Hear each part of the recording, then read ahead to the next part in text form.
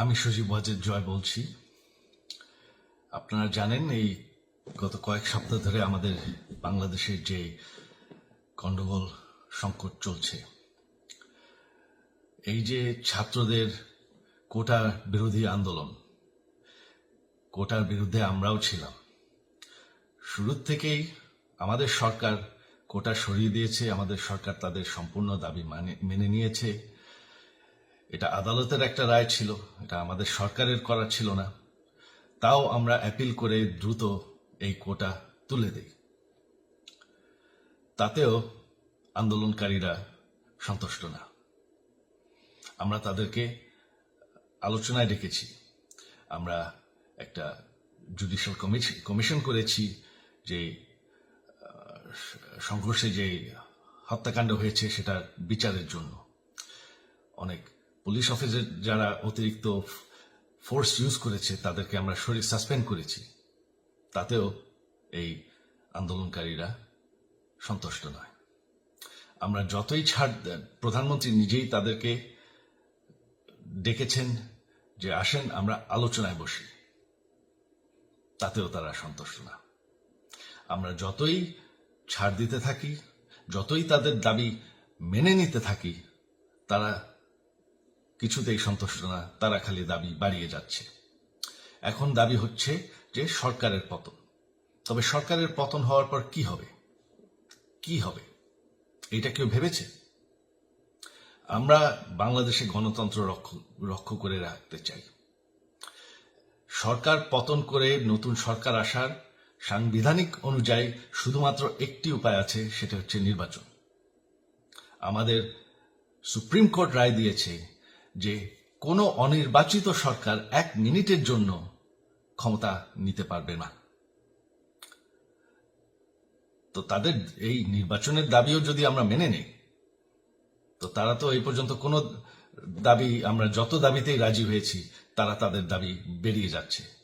তার মানে কি, আমরা যদি এখন এই নির্বাচন, সরকার পতনের দাবিও মেনে নেই, তারা তখন দাবি করবে যে না, এই সরকারের আন্ডারে নির্বাচন, এই নির্বাচন আমরা মানব না। তখন কি হবে এটা কেউ ভেবেছে?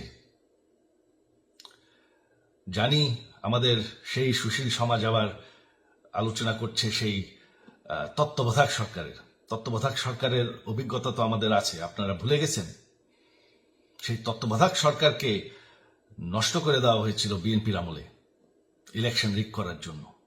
তারপর যখন আরেক তত্ত্বাবধায়ক সরকার আসলো, দেশের কি অবস্থা হয়েছিল। শেষমেশ সব থেকে বড় কথা যে আমাদের সংবিধানে স্পষ্ট বলা আছে এবং আমাদের সুপ্রিম কোর্ট রায় দিয়েছে যে অনির্বাচিত সরকার 1 মিনিটের জন্য দেশের ক্ষমতায় থাকতে পারবে না।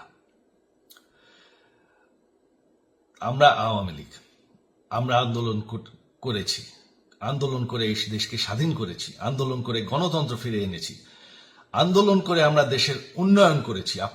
আপনারা যে বঙ্গবন্ধুর মেয়ে শেখ হাসিনার বিরুদ্ধে বলছেন, আজকে শেখ হাসিনা না থাকলে বাংলাদেশ এত দূর আসতে পারত? অসম্ভব। কেউ কল্পনা করতে পারে নাই যে বাংলাদেশ এরকম উন্নতি করবে, এরকম উন্নয়ন হবে। ঠিক আছে, শেখ হাসিনার পর আপনাদের কি হবে সেটা আমারও চিন্তার বিষয় না, আমার পরিবারের আর চিন্তার বিষয় না, আপনারা বুঝবেন। তবে এইভাবে সংঘর্ষ করে, হত্যাকাণ্ড করে ক্ষমতা দখল করা যাবে না। এটা আর আন্দোলন না। যখন পুলিশ হত্যা করা হচ্ছে, নিরীহ মানুষের উপর হত্যাকাণ্ড চলছে, মানুষের বাসায় আগুন দেওয়া হচ্ছে, জার্নালিস্টদেরকে হত্যা করা হচ্ছে, এটা হয়ে গেছে সন্ত্রাস। আর সন্ত্রাস মোকাবেলা শুধুমাত্র একটি ভাবে করা যায়। আমার অনুরোধ, আমাদের ল এনফোর্সমেন্ট, আমরা অনেক ধৈর্য দিয়েছি আর ধরেছি, তবে এখন আর এটা সহ্য করা যাবে না।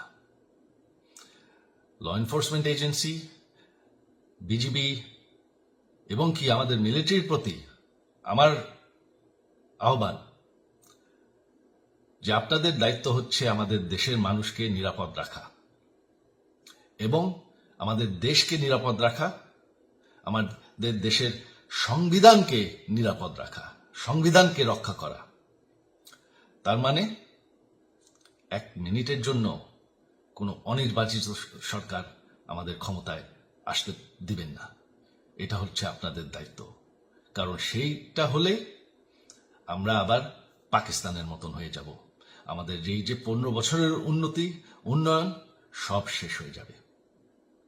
বাংলাদেশ এর থেকে আর কোনোদিন ফিরে আসবে না। আমিও সেটা চাই না, আপনারাও সেটা চান না।